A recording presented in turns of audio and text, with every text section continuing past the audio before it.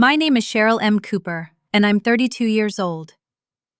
Don't come home tonight. I'm having a friend over and need privacy with her, my husband texted. I said, no problem, went to a hotel and called a divorce lawyer.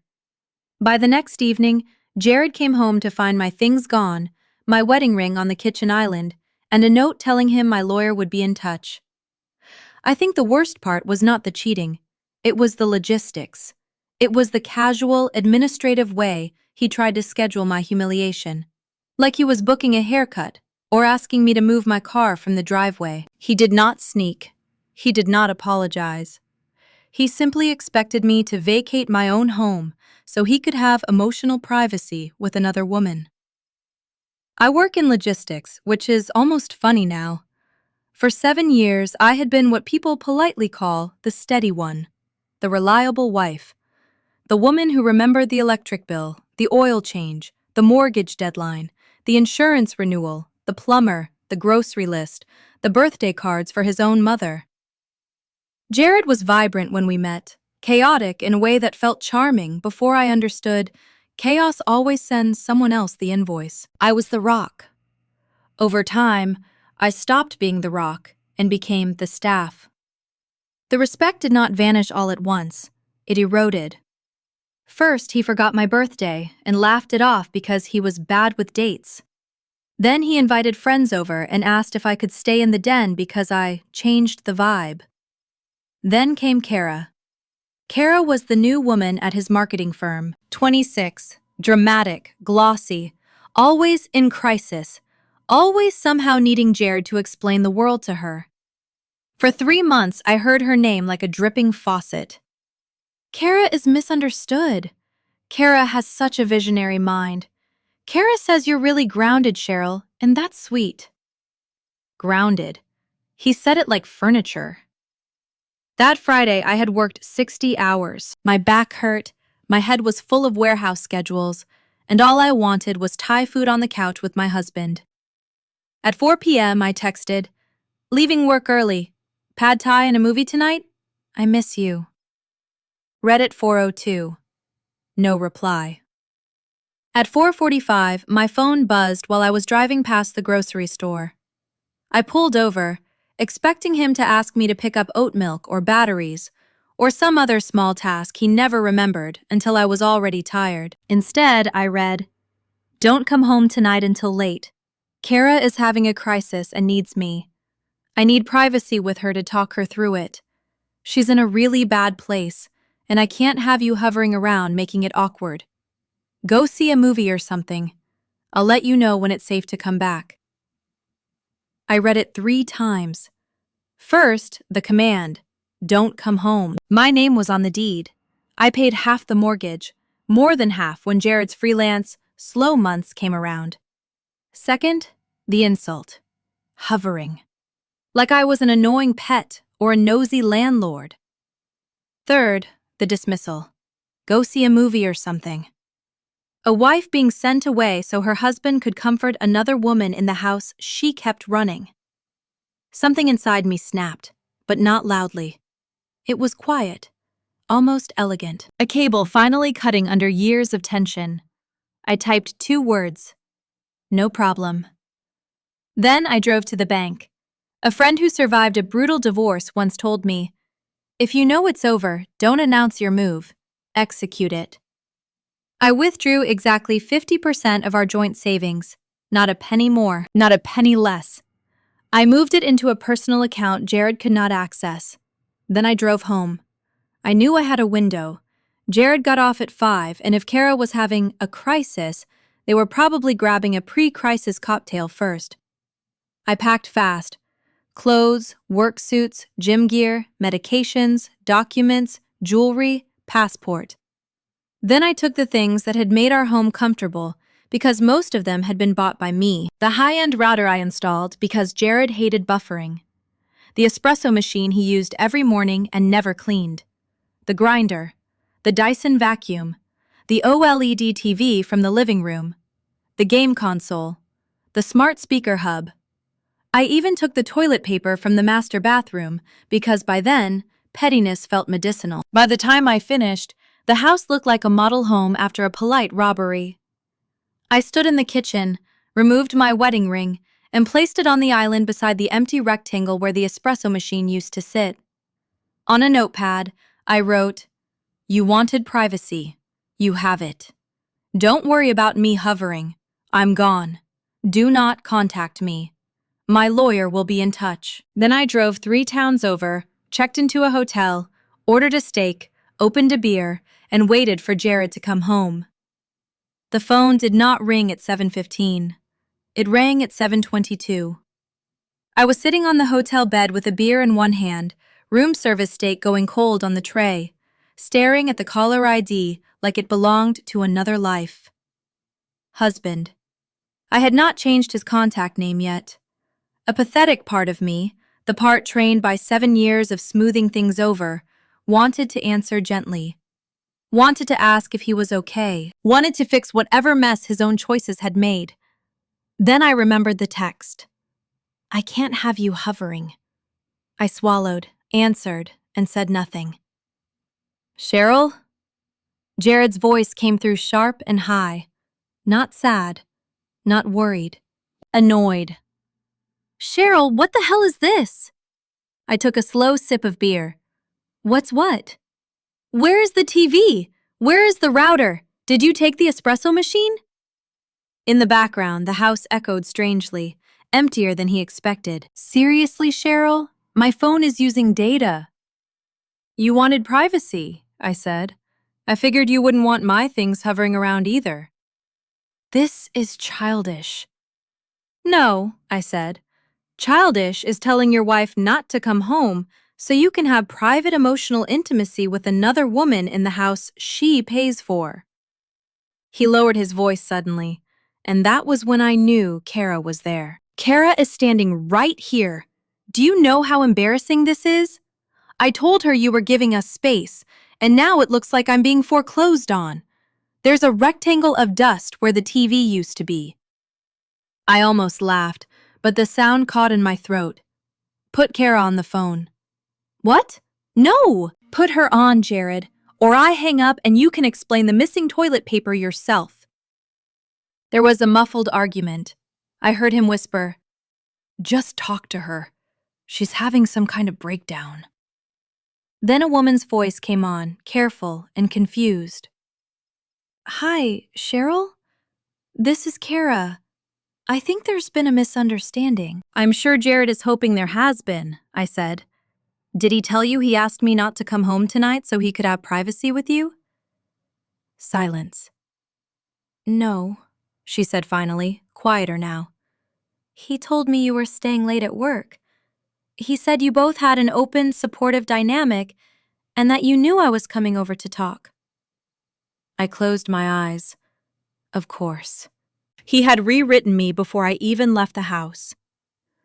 "Kara, listen carefully. I am not coming home tonight. I am not coming home tomorrow. I took my belongings, removed my share of the joint savings, and I'm filing for divorce. Whatever Jared told you, he used you as the excuse to push me out of my own home." Another silence, this one heavier. Then Kara said, "Jared, what is wrong with you?" The phone moved. I heard him grab it back. "What did you say to her?" "The truth. You should try it sometime." "She's leaving," he snapped. "You scared her." "No, Jared. Reality scared her." His voice changed then. The annoyance cracked, and panic started leaking through. "Cheryl, stop. You need to come back. Bring the router. We can't even watch Netflix. Kara's upset, I'm upset, and you're making this bigger than it needs to be." I stared at the blank hotel wall, amazed that even now he thought this was about electronics. "I'm not tech support anymore. I'm not your logistics department. And after tonight, I'm not your wife in any way that matters." "Read your note?" he said bitterly. "The lawyer thing?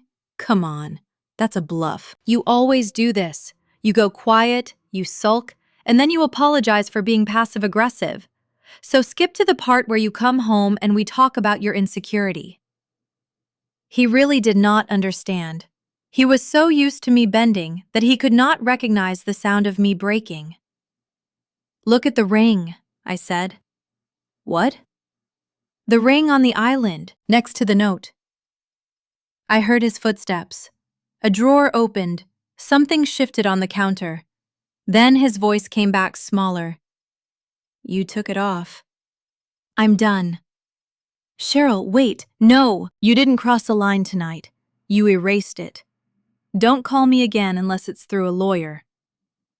I hung up and put the phone face down on the nightstand. My heart hammered so hard I felt dizzy, but under the fear was relief, huge and terrifying. For the next 3 hours, the phone vibrated against the wood. Buzz, buzz, buzz. I watched a mindless action movie and let explosions fill the room instead of his voice. At 11:30, I finally looked. 42 missed calls, 68 texts. They told the whole collapse in stages. "You're being a child. Kara left. Thanks a lot. The house is too quiet. I didn't mean it like that. Why is your ring here? Where are you?" Then finally, "I love you. Please come home." I stared at that last message for a long time. He did not love me. He loved the safety, the Wi-Fi, the coffee, the clean towels, the woman who absorbed inconvenience until she had no shape left. If he loved me, he would not have asked me to disappear. I turned the phone off, and for the first time in years, I slept. The weekend became a strange little island of peace I did not know I needed. I woke up Saturday morning in that hotel room with sunlight cutting across the carpet, and for one terrifying second, my body tried to obey its old routine.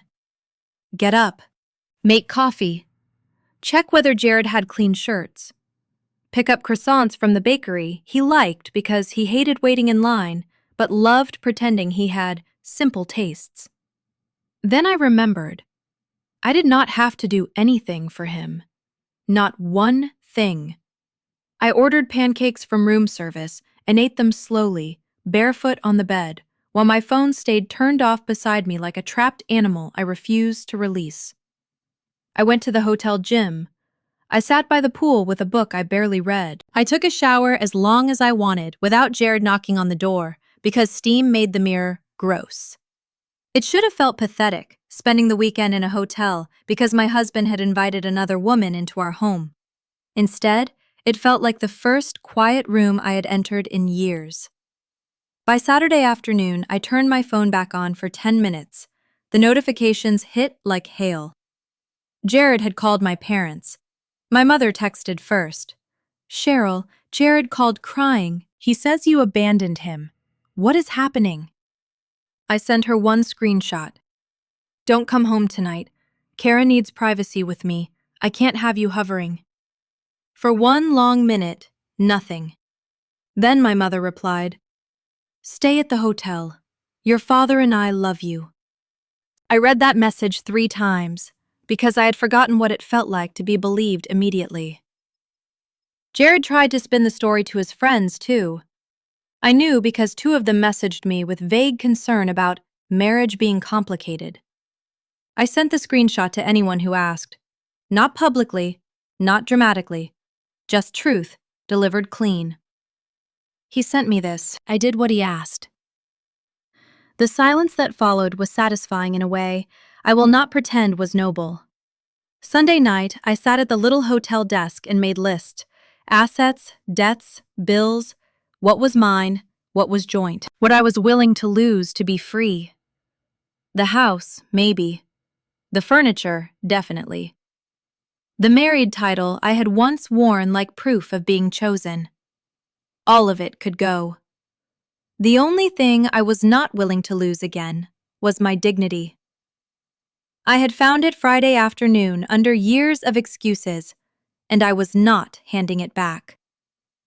Monday morning at 9, I walked into the office of a divorce attorney named Marla Bennett. She was sharp, calm, and expensive enough that even her receptionist looked like she billed by the minute. I slid the screenshot across her desk and told her everything. The text, the hotel, the half savings, the note, Kara, the ring. Marla read the message once, then looked at me over her glasses. He gave you written notice not to enter your own home, so he could have privacy with another woman. That's one way to put it. It's the useful way to put it, she said. Infidelity doesn't always change asset division much, but this helps us frame your leaving properly. You didn't abandon the marital home. You were pushed out. I want a clean break, I said. Sell the house, split the equity, no alimony. We make about the same, and I want as little contact as possible. Marla smiled, and it was not a warm smile. It was a courtroom smile. Then we file today. I left feeling 10 pounds lighter, but before I could disappear fully, I needed documents from the house. Tax returns, deed papers, passport, the boring proof that adulthood is mostly folders. I drove there around 11:30, knowing Jared would be at work. He never missed Monday meetings. He liked telling people the department collapsed without him. The house looked normal from the street, which made it feel more alien. Inside, the air was stale. The kitchen island still held my ring, though it had been moved slightly, like Jared had picked it up and put it back down when it did not magically pull me home. My note was gone. In its place was one written on Jared's expensive cream stationery, the kind he bought for thank you cards he never sent. Cheryl, please don't throw away 7 years over one stupid text. I was overwhelmed. I made a mistake. I'm sorry. Please talk to me. Love, Jared. Overwhelmed. The universal solvent for selfish people. I did not touch it. I went to the office, grabbed the file box, checked the mail slot, and took the bills with my name on them. I was almost out when I saw the framed honeymoon photo on the dining table, face down. Maui. Sunset. My cheek pressed against his shoulder. Both of us pretending forever was simple. I flicked it over. The glass was cracked directly across my face. That told me more than the note did. He was not just sad. He was furious. He was not sorry he had hurt me. He was angry I had revoked his access to me. I locked the door behind me and dropped my keys through the mail slot. 2 days later, Marla had him served at work. Public. Undeniable. His text came fast after that. Divorce? Are you serious? You served me at my office? You're destroying us over nothing. Then finally, you want a war? You got one. I forwarded everything to Marla. Add these to the file, I wrote. Her reply came 1 minute later. Already done. The next 3 months taught Jared the part of consequences he had never respected. They keep arriving even after the dramatic scene is over. Since I had taken exactly half the joint savings and stopped paying bills for a house I no longer lived in, reality reached him first through the bank account. He could not cover the mortgage, car lease, utilities, subscriptions, restaurant tabs, and the lifestyle he had treated as background music to his importance. For years, I had made his life look effortless. Without me, effort finally showed up with invoices. Jared tried to demand temporary support. Marla shut it down fast. Your client instructed my client not to return to the marital home so he could host another woman privately, she told his lawyer. She is not obligated to subsidize the location of her own betrayal. His attorney, a tired-looking man who sounded like he had already heard too much, advised him to settle. We agreed to sell the house. I saw Jared once during the process, at the realtor's office to sign the listing agreement. I wore a navy suit, not because I needed to impress anyone, but because I wanted to look like the woman who had walked out and kept walking. I had lost 12 pounds. I was sleeping. I was cooking again. I looked less like a wife waiting for permission and more like a person who had found the exit. Jared looked different too, but not in a way that made me soft. His shirt was wrinkled, his eyes were red. He kept rubbing his thumb where his wedding ring used to be. When I sat across from him, he stared at me like I was the stranger, as if my calmness was more offensive than his text had been. The realtor slid the papers across the table. I signed. Jared watched the pen move like it was cutting something open. Then he whispered, "How can you be this cold? Did I mean nothing to you?" The old Cheryl would have rushed to reassure him. The old Cheryl would have explained that of course he mattered, that of course 7 years could not be erased. But the old Cheryl had been left behind with the router dust and the cracked honeymoon photo. "You meant everything to me," I said. "That's why it worked for so long. But the moment you told me to leave my own home so Kara could have privacy with you, you told me what I meant to you. I was an inconvenience. So I removed the inconvenience." He swallowed. "It wasn't like that." "Don't rewrite it," I said softly. "You invited another woman into our home and told your wife to disappear. The only tragedy for you is that Kara left the second she saw the truth." His face went pale. "She didn't leave because of that." "No? Then why is she posting pictures from a work retreat with someone else, while you're sitting here trying to make me feel guilty?" I stood before he could answer. "Sell the house. Send me my check. Goodbye, Jared." The house sold quickly. We split the equity evenly, and my half became the down payment on a condo in the city, closer to work, closer to friends, closer to a life I had avoided because Jared always said he hated noise. Jared's half mostly went to credit card debt, legal bills, and the cost of pretending he could keep living like I was still quietly paying for the foundation. He tried to spin the story. I heard from mutual friends that I was controlling, unstable, cruel, that I abandoned him during a mental health crisis. I never posted anything publicly. I did not need to. When people asked, I showed the screenshot. He sent me this. I did what he asked. People understand more than liars hope they do. "I need privacy with her" does not sound like a book club. 6 months after the divorce was final, I was in a downtown coffee shop waiting for a date named Nathan. He was a pediatrician, kind, funny, and the kind of man who asked questions because he wanted answers, not leverage.